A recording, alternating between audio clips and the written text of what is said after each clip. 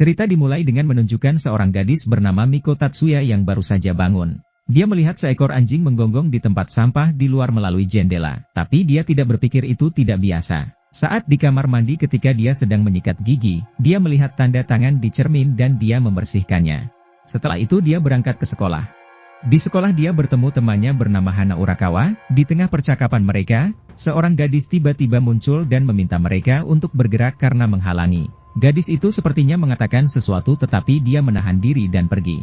Selama pelajaran Miko melihat ke lapangan dan melihat bola menggelinding. Dia tidak menganggapnya serius dan melanjutkan pelajaran. Saat istirahat makan siang Miko pergi ke kamar kecil. Dia merasa ada sesuatu di toilet tapi dia mengabaikannya segera. Miko pulang dengan Hana karena jalan mereka berbeda, mereka memisahkan diri di persimpangan. Miko kemudian menyadari bahwa gantungan kuncinya tidak ada di punggungnya, dia pun kembali ke sekolah untuk mengambilnya. Ketika tiba di kelasnya dia menyalakan lampu, terasa aneh dia pun mematikannya dan menyalakannya kembali, tetapi dia tidak menemukan apa-apa.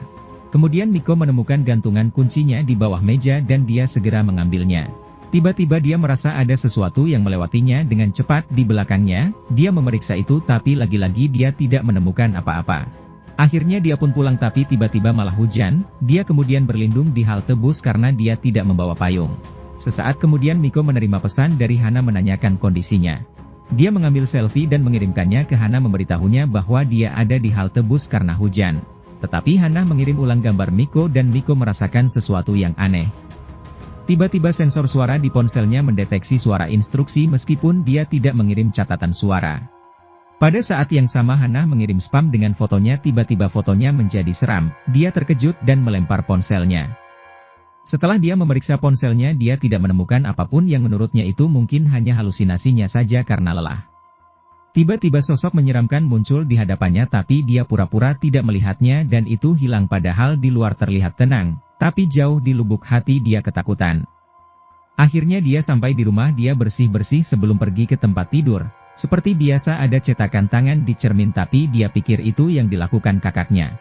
Tapi tiba-tiba dia melihat hantu di cermin. Dia mencoba menenangkan diri dengan membasuh wajahnya, dia mengangkat kepalanya dan melihat ke cermin berharap menemukan hantu itu sudah hilang tapi masih ada. Miko mengabaikannya dan pergi ke dapur mencari garam, dia menuangkan garam ke dalam mangkuk dan menyimpannya di kamarnya, berharap hantu meninggalkannya. Miko sedang tidur tapi dia merasakan sesuatu di bawah selimutnya. Saat dia membukanya dia menemukan hantu tengah bersembunyi di sana. Keesokan paginya dia tidak menemukan hantu dimanapun dan dia merasa lega karena sudah berakhir, tapi dia salah, dia bahkan melihat hantu di sekolah. Sepertinya hanya Miko yang bisa melihat hantu. Miko mencoba untuk tetap tenang dan akhirnya hantu itu meninggalkannya. Di ruang ganti Hana takut membuka lokernya karena dia mendengar cerita seram dan dia meminta Miko untuk membantunya. Miko lalu membuka lokernya dan tidak ada apa-apa di dalamnya, tapi ternyata hantu itu ada di atasnya. Miko membalikkan punggungnya agar tidak melihatnya. Tapi Hana meminta bantuannya lagi karena ia tidak bisa menjangkau teleponnya. Dengan rasa takut Miko pun mengambil teleponnya dan setelah mengangkat telepon Miko merasa lemas dan goyah. Di kelas, Hana akan mengambil buku di bawah meja tetapi ada hantu di sana dan itu mulai memutar tangannya ke tubuh Hana Choi. Tidak ingin terjadi apa-apa, Miko berpura-pura goyah dan mendorong meja tetapi hantu itu segera menjadi Wilder Choi. Miko meminta Hana ke rumah sakit supaya bisa melarikan diri dari hantu itu tetapi ketika dia membalikkan punggungnya dia menemukan hantu itu sudah melekat pada Hana Choi. Akhirnya mereka tiba di rumah sakit dan Miko berpikir keras bagaimana cara menyingkirkan hantu itu. Dia mencoba menyemprot Hana dengan baygon dan ternyata hantu itu bereaksi Choi. Miko mengira dia berhasil tetapi yang baru muncul. Hana mendekat untuk memeriksanya, tapi Miko ketakutan karena hantu itu semakin dekat dan mencoba menyentuhnya. Tiba-tiba penjaga datang dan hantu itu langsung berpindah ke tubuhnya Choi. Akhirnya hantu itu tidak mengikutinya lagi. Sepulang sekolah Miko dan Hana ingin membeli jajanan yang lagi viral Choi.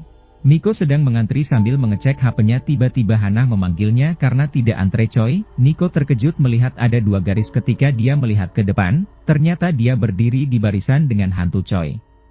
Hana segera mencengkeramnya karena dia terlihat bingung. Miko berterima kasih padanya karena dia tidak jadi dimakan oleh hantu. Setelah membeli makanan ringan Miko dan Hana melihat anak kucing mantap yang terlantar Choi. Tetapi Miko melihat hantu yang menjaga anak kucing itu Choi. Mereka pun mengunggah fotonya di media sosial untuk mencari adopter Choi. Tapi tiba-tiba preman datang dan terus memandangi tubuh Hana yang mantap coy. Sesaat kemudian seorang pemuda datang dan mengatakan bahwa dia ingin mengadopsi kucing itu. Tetapi Miko mencegahnya karena dia melihat roh jahat di sekitarnya dan menurutnya pria itu berbahaya. Akhirnya pria itu pun pergi. Preman yang masih berdiri di sana Miko segera mengambil kucing itu dan memberikannya kepada pria itu dan ternyata ada roh kucing suci di sekitarnya coy. Setelah menerima kucing itu pria itu pun kemudian meninggalkan mereka coy. Miko menyarankan Hana untuk tidak menilai siapapun dari penampilannya coy. Keesokan paginya Miko pergi mencari tasbih untuk mengusir hantu coy. Miko naik bus. Dia melihat sekelilingnya. Dan dia tidak menemukan hantu mantap di sekitarnya coy. Miko memainkan ponselnya dan tiba-tiba ada penumpang baru yang duduk di depannya coy. Penumpang itu berubah dan mendekatinya, dia mencoba agar tetap tenang agar si hantu mantap itu tidak menyadarinya coy. Akhirnya bus pun sampai di tempat tujuan. Mika ingin memencet tombol namun si hantu menghalanginya. Ia abaikan dan menekannya. Namun ketika di halte bis Miko tidak jadi turun karena hantunya sudah keluar dari bis coy dan dia melewati tujuannya. Setelah sampai, Miko mampir di sebuah kafe untuk menunggu Hana. Dia melihat pria yang sedang ditambal oleh seorang hantu wanita. Tapi pria itu salah paham padanya karena dia pikir dia memberikan perhatian padanya. Hantu itu pun marah dan mendatangi Miko karena mengira dia akan mencurinya. Miko takut dan dia memutar video pria mantap dan berpura-pura menyukai pria dengan otot besar yang berkumis tebal. Akhirnya hantu itu menghilang karena pria tadi bukan tipe ideal Miko. Sesaat kemudian Hana datang dan mereka keluar dari kafe. Akhirnya Miko membeli tasbih. Dia membeli 4 tasbih dan memberikan 2 di antaranya untuk Hana. Karena Hana selalu diikuti oleh hantu. Hana mengajak Miko untuk membeli makanan ringan dan berjalan melalui gang sempit, tapi banyak hantu di gang. Ketika dia berjalan si hantu itu minggir dan menurutnya tasbih itu cukup ampuh. Tetapi ada satu hantu besar yang tidak terpengaruh oleh tasbih itu. Tiba-tiba manik-manik itu hancur karena tidak bisa melawan hantu itu coy. Karena Hana terus memanggilnya, Miko mencoba untuk melewati hantu itu coy. Karena mereka dari alam yang berbeda Miko pun bisa berjalan melewati hantu mantap itu coy. Miko meminta Hana untuk keluar dari jalur. Segera setelah membeli jajanan Miko dan Hana pergi ke dukun untuk membeli tasbih lagi coy. Dukun mengira Miko hanya anak kecil yang mengikuti tren dan dia memilih tasbih secara acak. Namun ketika Miko memakainya, tiba-tiba tasbih itu hancur coy. Si dukun terkejut melihat sosok gelap berdiri di belakang Miko yang ternyata hantu besar mantap itu telah mengikutinya sepanjang jalan.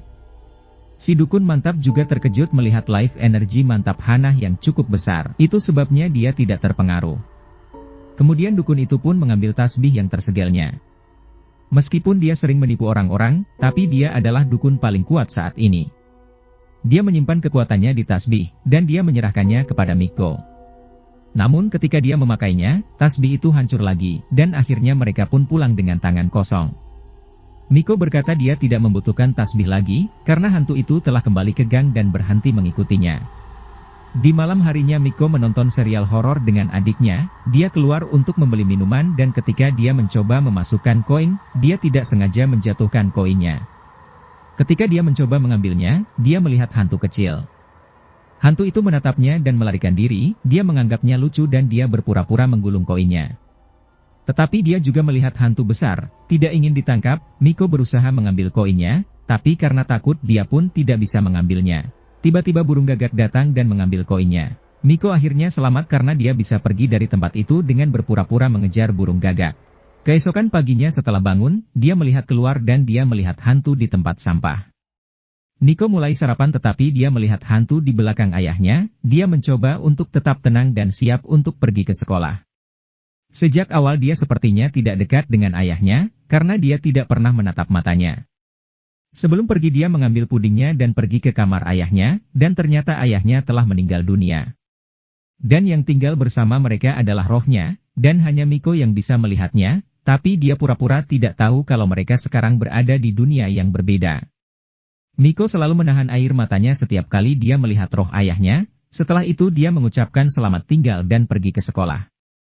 Adegan berganti dan menunjukkan seorang gadis bernama Nigirito Yulia. Dia adalah gadis di sekolah Miko yang juga sama-sama memiliki kemampuan untuk melihat hantu, tapi agak buram. Suatu hari Yulia pergi ke toko si dukun, tapi tutup. Dia pikir itu semua karena Miko dan Hana karena mereka adalah klien terakhirnya. Yulia memperhatikan mereka dan terkejut karena menurutnya Miko bisa melihat hantu. Di pelajaran olahraga Yulia mengajaknya bicara dan mereka pergi ke ruangan penyimpanan dan Yulia menutup pintu. Yulia mengatakan bahwa Miko adalah salah satu dari mereka yang memiliki kemampuan melihat hantu. Miko pun pura-pura tidak mengerti tapi Yulia tidak akan tertipu oleh kebohongannya. Yulia lalu menunjuk hantu kecil dan mengatakan bahwa Miko juga bisa melihatnya. Miko berpura-pura tidak melihat itu tapi Yulia bersikeras bahwa Miko bisa melakukannya. Miko bertanya-tanya dan takut karena Yulia sepertinya tidak bisa melihat hantu yang besar di belakangnya. Yulia menunjukkan tasbihnya tetapi malah rusak. Yulia takut karena dia pikir Miko telah merusaknya. Tidak memiliki pilihan lain, Miko pun mencekik Yulia seperti pegulat untuk menjatuhkannya. Dan ketika Yulia terbangun di rumah sakit, dia takut melihat Miko. Miko memperingatkannya untuk lebih berhati-hati, jika dia ingin bertahan hidup berpura-puralah tidak melihat mereka. Tapi dia salah paham dan mengira Miko mengancamnya, sejak hari itu Yulia menyimpan dendam padanya. Dalam perjalanan pulang Miko melihat sesosok hantu yang sedang duduk di tangga. Miko pura-pura tidak melihatnya tapi dia menarik tangannya, dan ternyata hanya seorang wanita tua. Miko membawa wanita tua itu ke rumahnya, wanita itu berterima kasih padanya karena telah membawanya pulang. Miko tiba-tiba melihat hantu yang sedang berdiri di belakangnya, dia mencoba melarikan diri dengan mengatakan dia akan pulang, tetapi Miko ditahan oleh wanita tua yang tertarik dengan handphonenya. Hantu itu membisikkan beberapa nomor padanya dan membisikkan serangkaian nomor ke wanita tua yang diketik oleh Miko di ponselnya, kemudian menunjukkannya pada si wanita tua itu. Si nenek sepertinya mengingat sesuatu dan masuk ke dalam rumahnya, dia mencoba membuka brankas, dan ternyata bisa dibuka setelah sekian lama tidak bisa dibuka. Ternyata hantu itu adalah mendiang suami si nenek itu. Dia terus menyebutkan kode sandi kotak brankas yang berisi kenangan mereka, hantu itu berterima kasih padanya karena telah membantunya dan meninggalkan mereka. Miko merasa tersentuh karena mereka masih saling mencintai, walaupun sudah berada di dunia yang berbeda. Keesokan harinya Miko dan Hana ingin membeli makanan ringan tapi Miko mengajak Hana untuk mengambil jalan lain karena dia melihat hantu yang terlihat berbahaya. Keesokan paginya Hana dan Miko setuju untuk bertemu. Hana terus merasa aneh seperti jam yang tiba-tiba berhenti bekerja, lampu yang berkedip sepanjang waktu dan anjing yang menggonggong padanya. Ternyata ada hantu yang telah dilihat oleh Miko di belakangnya. Ternyata saat itu Hana melihat seorang anak laki-laki yang sedang menangis karena anjingnya memasuki bangunan tua terkutuk. Hana membantunya untuk menemukan anjing itu dan masuk ke dalam gedung. Dia terus berjalan tanpa menyadari bahwa dia sedang diikuti. Hana sedang mencari anjing itu dengan gembira agar anjing itu tidak ketakutan. Tiba-tiba dia mendengar suara dari balik terpal yang dia rasa takut, tetapi dia berani membukanya dan akhirnya dia menemukan anjing itu dan memberikannya kepada anak itu. Setelah membawanya pulang dia bertemu Miko di tempat yang disepakati. Miko terkejut karena melihat Hana diikuti oleh hantu. Sebelumnya Hana memberitahunya bahwa dia baru saja menyelamatkan seekor anjing di gedung terkutuk. Segera Miko dan Hana pergi ke kuil terpencil, bermaksud untuk berdoa agar dia dan Hana dijauhkan dari semua hantu terkutuk. Sang Hodam datang, tetapi hantu hitam mengalahkan dan menghancurkannya. Tiba-tiba Sang Hodam emas besar muncul dan menghancurkan hantu hitam itu. Setelah itu hantu emas mendekati Miko dan berbicara kepadanya dalam bahasa mereka. Hantu besar itu mengucapkan kata 3 kali ke Miko lalu menghilang. Miko sama sekali tidak mengerti apa artinya, tapi dia merasa lega karena hantunya telah menghilang. Tamat coy. Terima kasih sudah menontonnya sampai akhir dan jangan lupa tekan tombol merah mantapnya coy. Sekalian nitip ama like-nya coy, biar komplit.